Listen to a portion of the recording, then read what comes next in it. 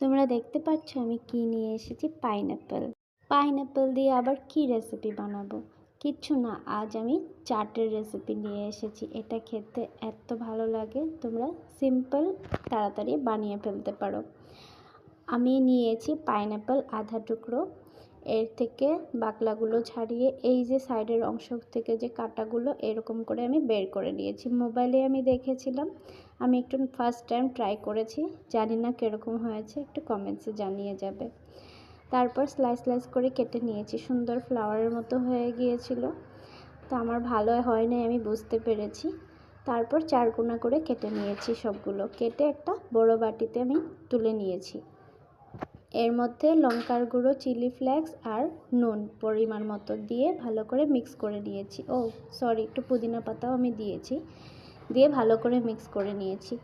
তো আমার মিক্স করা হয়ে গিয়েছে, এখন টেস্ট করার পালা। তো টেস্ট করেছিলাম, জানো তো এত ভালো লেগেছে, তোমরা একবার ট্রাই করে দেখতে পারো, একদম সিম্পল। টাটা, কীরকম লাগলো নিশ্চয়ই জানাবে, আর সাবস্ক্রাইব করতে কিন্তু ভুলবে না।